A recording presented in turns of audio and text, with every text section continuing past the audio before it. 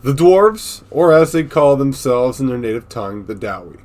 They're a very long-standing race, and humans would refer to them as such, titling them the Elder Race. These dwarves once held a mighty empire spanning from Norska down to the jungles in the Southlands, yet this was some time ago. For as we speak now, the heart of dwarven society can be found in the lands of Karaz Angkor, found within the World's Edge Mountain.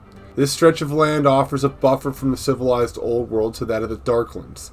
It is also said that the dwarves themselves have filled the highest mountain in the world with magnificent halls. It is within these great feats that the dwarves hold the title of the best craftsmen, miners, and tunnelers.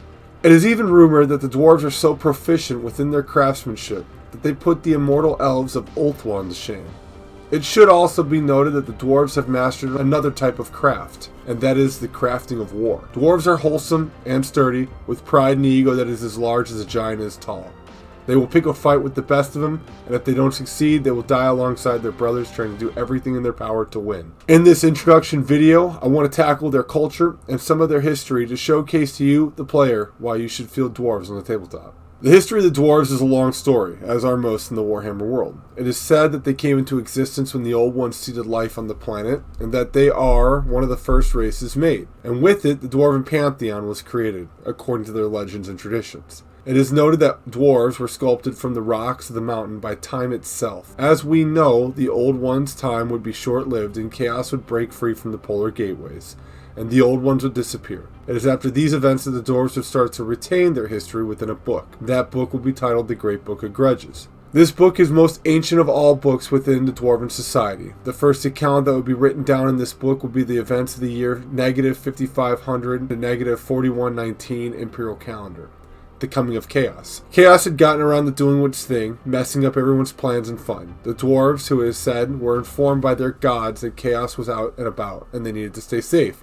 However, their chief deity, Lord Grugni, would teach his people how to delve deeper into the mountains to avoid chaos. However, unfortunately, not all dwarves were spared. Some were left to the whims of chaos and would later go on to be known as the Dowie Zar, Chaos Dwarves. This story we put aside for another day. That is not all Lord Grugni would do for his beloved people. He would teach them how to make mighty weapons and fight off the forces of chaos. And it was within this fight that the dwarves would have their first meeting with the elves. They would realize they were allies after slaughtering a band of chaos marauders together. They would go on to have a fruitful relationship with the elves, with Grimnir and Kaldor sharing many bits of knowledge and culture with one another. However, after the War of the Beard and the War of Vengeance, the dwarves would look back on this alliance with disdain and mistrust. Moving along to the timeline, we're gearing up for the old world. We are back with another chaos incursion in 2302 Imperial Calendar year. If you want an in-depth look, check out Asavar Kul popping up in the top right-hand corner. In short, dwarves came to aid of the Empire at Kislev, fought against Asavar Kul's forces, and collectively won the day.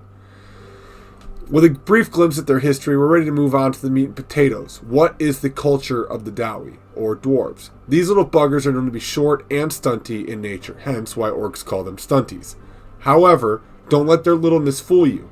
They are extremely durable, agile, and utterly immovable. And I don't just mean on the battlefield. Dwarves are naturally unbearably stubborn. So when you face off against one of these bad boys, expect to see a hairy 3 to 4 foot tall, stocky, strong, and unbearable person at your waist. When I mean hairy, it's almost customary.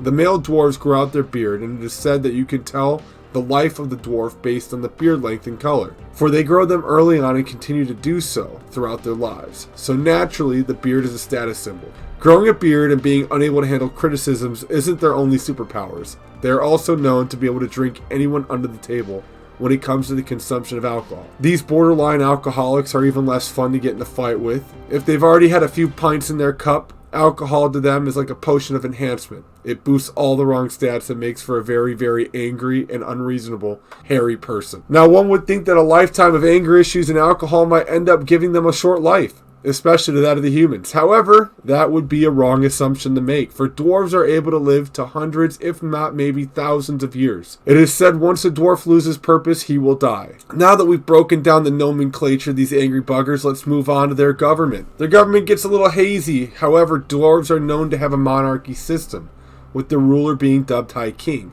Below the High King would be the dwarves who bear the title of Dwarf Kings. How can there be kings and a super king? In theory, the High King makes all the decisions that would take place on a kingdom level, while the lesser dwarf kings would rule their territories. When needed to come together to answer a large threat, the High King will assemble the lesser kings, which in turn assemble their thanes, which in turn assemble their armies, allowing them to have a bigger fighting force. Now, these positions, as one would assume, are not up for election. They're granted by birth.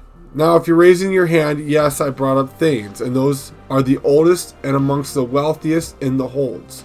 Lastly, they have a council of elders. These dwarves reign in the king's temper and fulfill jobs of governance such as the treasury department for the High King. It is noted that the queen or other matriarch, if the queen is not present, has a seat at these meetings, for these elders are allotted to vote on certain decisions. Strongly recommend that the High King does not go against the vote. Now, how much weight does their vote hold? Their vote is entirely determined upon their wealth, as you could have guessed. So we got a brief look at their governance. Let's move on to religion.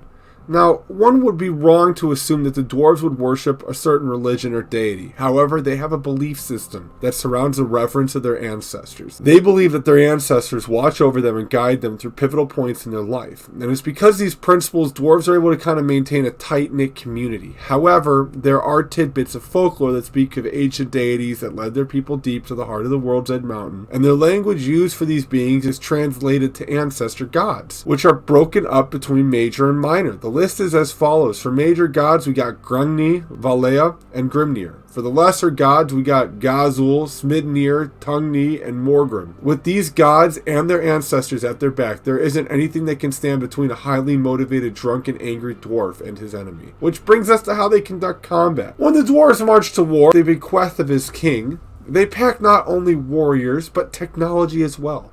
The dwarves are known for their gyrocopters and gyro bombers, and it would be entirely unheard of to see dwarves in battle not bringing the arsenal of their black powder weapons to the front lines. However, it should be noted that most of their infantry troops have other occupations other than fighting. Through a combination of warriors, technology, and gunpowder, the dwarves can thwart most assaults and on the attack, thinning down most of the enemies before they even make it to the lines. On the off chance you've made the dwarves mad enough to where they bring the fight to you, they will roll out of their holds in tight formations and advance upon you with slow, methodical silence, cutting you down to size before they plant their axe in your chest. At a later point, we will dive deeper on the dwarves. For now, this video will serve as an introduction to them. Their army book breakdown will take place on Wednesday, so be sure to catch that. Thank you all very much for your time. Have a lovely weekend, and peace!